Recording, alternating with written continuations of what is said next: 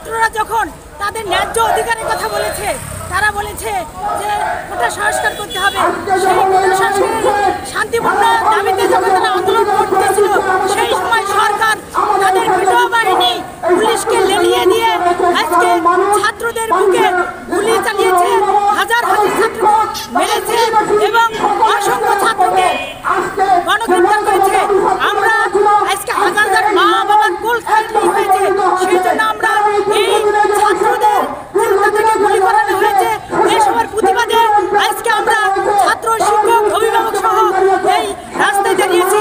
ছাত্রদের এই যৌক্তিক দাবি আন্দোলনের সাথে একত্রতা ঘোষণা করে আমরা আজকে এই সমাবেশে শুধুমাত্র কোটার সংস্কারের দাবি নিয়ে যে লড়াইটা শুরু হয়েছিল, সেই লড়াইটা সরকার যৌক্তিকভাবে সমাধান না করে সেটিকে লাঠি দিয়ে গুলি দিয়ে দমানোর চেষ্টা করেছিল, যার ফলে অসংখ্য মানুষ হত্যাকাণ্ডের শিকার হয়েছে।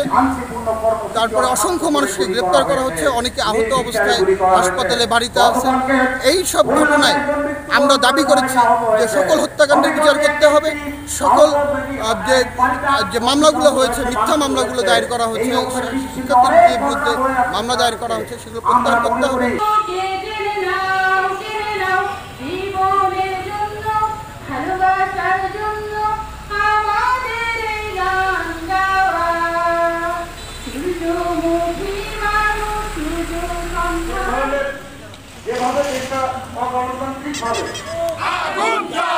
পুলিশ দিয়ে আন্দোলন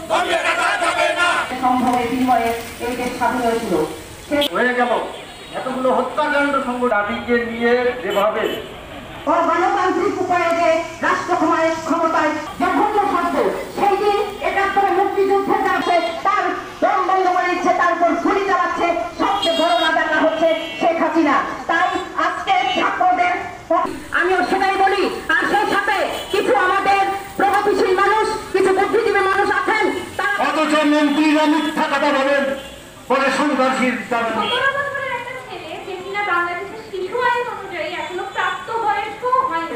সরকারের তরফ করেছে। আমরা এই দাবির সাথে একমত পোষণ করে